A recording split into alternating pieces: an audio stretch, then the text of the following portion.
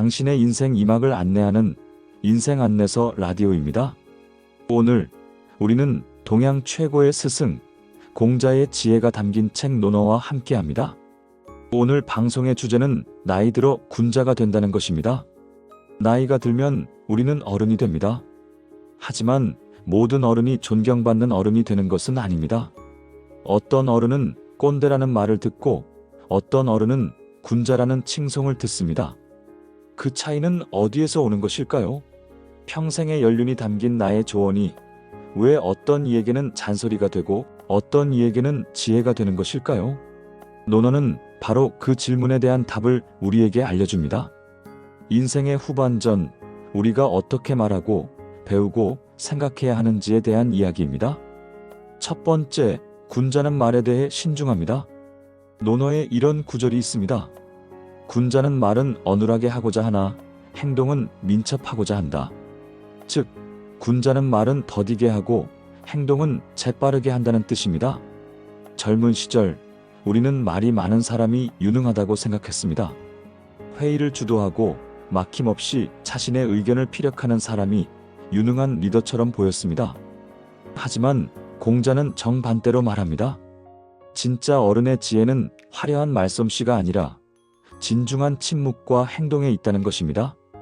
한 가정의 할아버지와 아들, 손자가 모여 식사를 하고 있었습니다. 사업이 어려운 아들이 한숨을 쉬며 말했습니다. 아버지, 요즘 경기가 너무 안 좋습니다. 어떻게 해야 할지 모르겠습니다. 이때 평범한 할아버지는 이렇게 말할지도 모릅니다. 내가 너만 할 때는 말이야, 밤을 새워가며 라며 1시간 동안 자신의 경험담을 늘어놓습니다. 하지만 군자다운 할아버지는 다릅니다. 그는 아들의 하소연을 30분 동안 그저 묵묵히 들어줍니다. 그리고 모든 이야기가 끝났을 때 아들의 어깨를 두드리며 단 한마디를 건넵니다. 애썼다. 힘들면 언제든 찾아오너라. 이 아비가 늘 여기 있을 테니. 어떤 말이 아들의 마음에 더 깊은 울림을 주었을까요? 공자가 말하는 눌변은 단순히 말을 못하는 것이 아닙니다. 불필요한 말을 삼가고 꼭 필요한 순간에 무게 있는 한마디를 건네는 지혜를 뜻합니다. 인생의 후반전에는 100마디의 조언보다 한 번의 따뜻한 침묵이 더 큰 힘을 가질 때가 많습니다.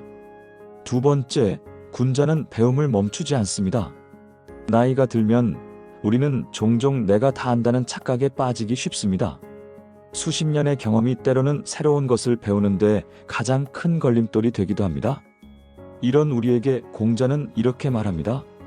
세 사람이 길을 가면 반드시 나의 스승이 있다. 나보다 나은 사람에게서는 그 장점을 배우고 나보다 못한 사람에게서는 그의 단점을 보며 나 자신을 돌아본다는 뜻입니다. 세상 만물이 나의 스승이 될 수 있다는 겸손한 마음가짐입니다. 은퇴자들을 위한 컴퓨터 교실에 나간 적이 있습니다.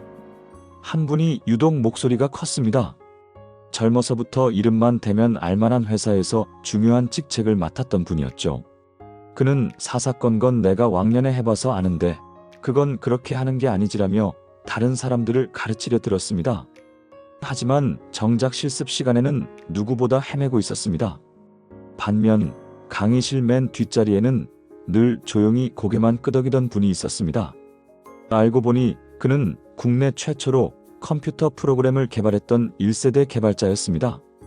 그는 자신의 대단한 경력을 단 한 번도 입에 올리지 않았습니다. 오히려 젊은 강사의 말을 하나라도 놓칠세라 열심히 받아 적고 옆 사람이 모르는 것이 있으면 조용히 다가가 도와주었습니다. 누가 진짜 군자에 가까운 어른일까요? 진정한 군자는 자신의 과거 경험에 갇히지 않습니다. 나이와 지위를 떠나 누구에게서든 배우려는 열린 마음을 가진 사람입니다. 배움을 멈추지 않는 사람은 결코 늙지 않습니다. 마지막 세 번째, 군자는 남을 탓하지 않습니다.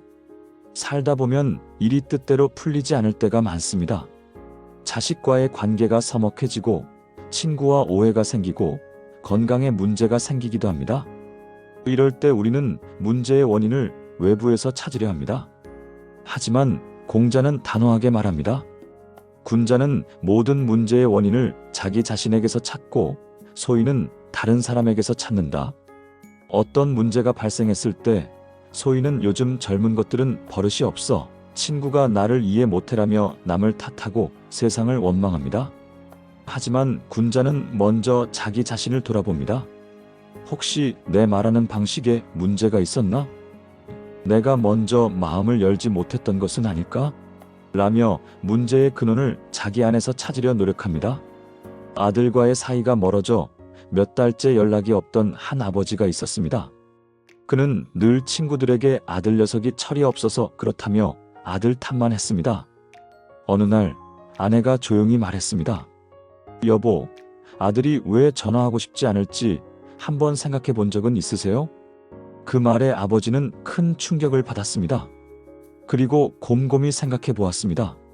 자신이 아들에게 전화할 때마다 늘 회사는 괜찮냐?